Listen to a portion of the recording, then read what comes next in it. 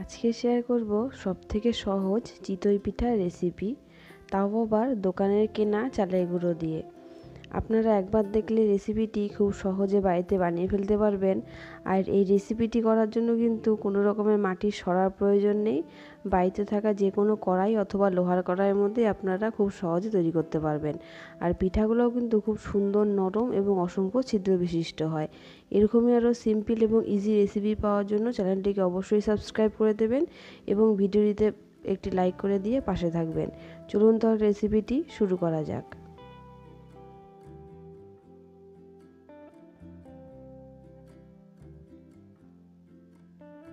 রেসিপিটির জন্য আমি এখানে দোকানের শুকনো চালের গুঁড়ো নিয়েছি। পরিমাণটা নিজেদের পছন্দ মতো নিতে হবে। এর মধ্যে আমি এখন জল দিয়ে দেব। এখানে আমি উষ্ণ গরম জল নিয়েছি, একদম কিন্তু গরম না আবার একদম ঠান্ডাও না। জল দিয়ে আমি খুব ভালোভাবে এটাকে ভিজিয়ে রাখবো আধা ঘন্টা 1 ঘন্টা, যার কাছে যেটুকু সময় থাকবে সেইটুকু সময় ধরেই চালের গুঁড়োটাকে ভিজিয়ে রাখতে হবে। আমি কিন্তু 1 ঘন্টার মতন ভিজিয়ে রাখবো। দেখুন 1 ঘন্টা পরে দেখাচ্ছি কত সুন্দর ফুলে উঠেছে এবং টেক্সচারটা একদম ক্রিমি ক্রিমি হয়েছে। এটাকে এখন আমি হাতা দিয়ে তুলে তুলে ব্লেন্ডারের মধ্যে দেব। আমি বড় সাইজের ব্লেন্ডার নিয়েছি, তাই আমি সবগুলো একসাথে দিচ্ছি। ছোট হলে কিন্তু অল্প অল্প করে খুব ভালোভাবে জল দিয়ে দিয়ে পেস্ট করে নিতে হবে। চালের গুঁড়োটাকে ব্লেন্ড করে নেওয়ার পর দেখুন কত সুন্দর স্মুথ একটা ব্যাটার তৈরি হয়েছে। আমি এর মধ্যে সামান্য একটু জল দিয়েছিলাম, সেটা স্কিপ হয়ে গেছে। এর পাতলাটা কিন্তু আমি এরকমই করব। চিতই পিঠার জন্য ব্যাটারটি কিন্তু বেশি ঘন হলে কিন্তু ভালো হয় না, এরকম পাতলা করতে হবে। দেখে বোঝা যাচ্ছে কতটা পাতলা হয়েছে ব্যাটারটা। এখন এর মধ্যে আমি পরিমাণ মতো লবণ দিয়ে দেব।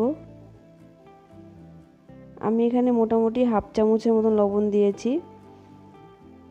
আপনারা পছন্দ মতো লবণটা দেবেন, অতিরিক্ত বেশি লবণ আবার দিয়ে দেবেন না, তাহলে কিন্তু স্বাদ একদমই হবে না। লবণটা খুব ভালোভাবে আমি মিশিয়ে নেব। এখন আমি চলে যাচ্ছি পরের স্টেপে। এখানে আমি একটা লোহার কড়াই নিয়েছি, ছোট কড়াই। এটাকে আমি আগের থেকে গরম করতে বসিয়ে দিয়েছিলাম। কড়াইটা কিন্তু আগে খুব ভালোভাবে গরম করে নিতে হবে, তারপরে কিন্তু একদম লো টু মিডিয়াম ফ্লেমে রেখে পিঠা ভাজতে হবে। এখন আমি এর মধ্যে হাফ চামচের মতো সাদা তেল আর সামান্য একটু লবণ দিয়ে দিলাম। দিয়ে একটা পরিষ্কার কাপড় দিয়ে পুরো কড়াইটাকে খুব ভালোভাবে মুছে নেব। এখন আমি এই কড়াইটার মধ্যে দিয়ে দিব কয়েক ছিটা জল। জলটাকে এখন আমি শুকনো কাপড় দিয়ে মুছে নেব। এখন কিন্তু কড়াইটা আমার রেডি পিঠা ভাজার জন্য। এর মধ্যে আমি 1 হাতা ব্যাটার দিয়ে দিলাম। এখন এটাকে আমি ঢাকা দিয়ে দেব 3 মিনিটের জন্য। 3 মিনিট পরে আমি আবারও ঢাকনা তুলে দেখাচ্ছি।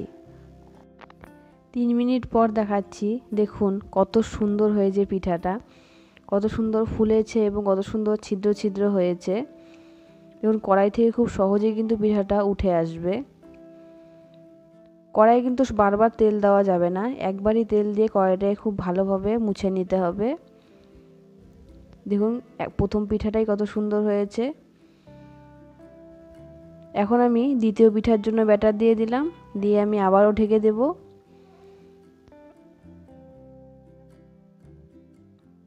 দেখুন প্রথম পিঠাটাকে আমি আবার দেখাচ্ছি হাতে নিয়ে, কত সুন্দর হয়েছে পিঠাটা আর কি নরমও হয়েছে।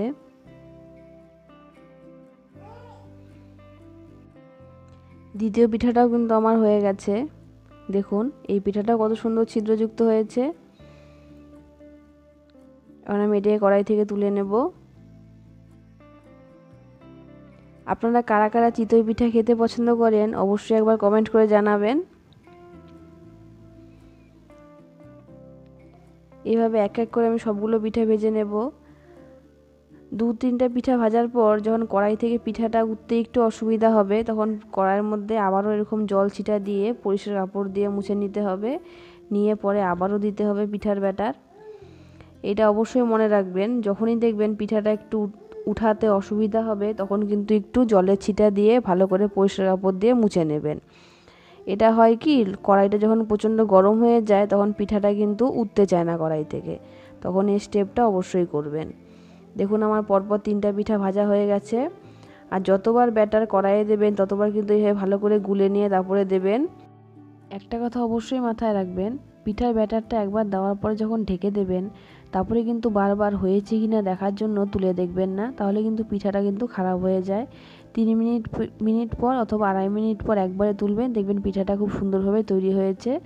আর যত বেশি সময় কড়াইয়ে রাখবেন দেখবেন পিঠাটা বেশি ছিদ্রযুক্ত হয় আর কিন্তু নিচটা খুব ক্রিস্পি হয়। তাই বেশি ক্রিস্পি যদি চান তাহলে একটু বেশি সময় কড়াতে রাখতে পারেন। দেখুন কত সুন্দর হয়েছে পিঠাটা। দোকানের চালের গুঁড়ো দিয়ে কিন্তু খুব সহজে এইভাবে বাড়িতে আপনারা পিঠাটা বানিয়ে ফেলতে পারবেন। এইভাবে পিঠা বানিয়ে কিন্তু আপনারা মাংস বা দুধে দিয়ে বা যে কোনো সবজি দিয়ে খেতে পারবেন, খুব কিন্তু টেস্ট হয় খেতে। আর এরকমই আরও সিম্পল রেসিপি পাওয়ার জন্য বা সিম্পল পিঠা রেসিপি পাওয়ার জন্য আমার চ্যানেলটিকে অবশ্যই সাবস্ক্রাইব করে রাখবেন। দেখুন পিঠা এইদিকে ভাজছে, ওইদিকে কিন্তু খাওয়া অলরেডি শুরু হয়ে গেছে। চিতই পিঠা নরম করার বা ছিদ্রযুক্ত করার কিন্তু আরও অনেক টিপস আছে, আর অনেকভাবে কিন্তু চিতই পিঠা তৈরি করা যায়। আপনারা যদি সেগুলো দেখতে চান তাহলে চ্যানেলটিকে অবশ্যই সাবস্ক্রাইব করে রাখবেন বা একটি কমেন্ট করে জানিয়ে দেবেন। আর আপনাদের রেসিপিটি কেমন লাগলো সেটা কিন্তু অবশ্যই একবার জানাবেন এবং চ্যানেলটিকে সাবস্ক্রাইব করে দিয়ে ভিডিওটিতে একটি লাইক করে দেবেন।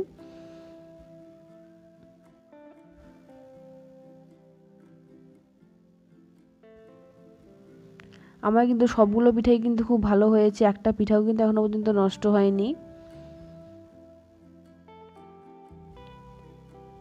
আর যতবার পিঠা দেবেন ততবার ব্যাটারটিকে ভালো করে গুলে দেবেন এবং 2টো পিঠা বা 3টা পিঠার পরে কিন্তু কড়াইয়ের মধ্যে হালকা জল ছিটা দিয়ে মুছে নিয়ে তারপরে আবারও পরের পিঠার জন্য ব্যাটার দেবেন।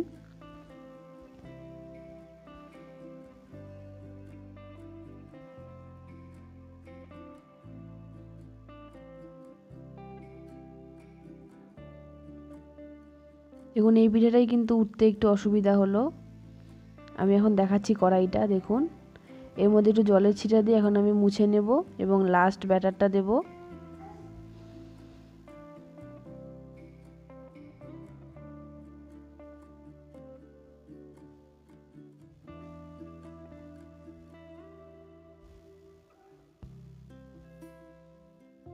পিঠা কিন্তু আমার ভাজা হয়ে গেছে সবগুলো পিঠাই। দেখুন কত সুন্দর হয়েছে পিঠাগুলো। আপনারা অবশ্যই এই টিপস ফলো করে বাড়িতে একবার বানাবেন, দেখবেন আপনাদেরও দোকানের কেনা চালের গুঁড়ো দিয়ে চিতই পিঠা কিন্তু খুব সুন্দর হয়েছে।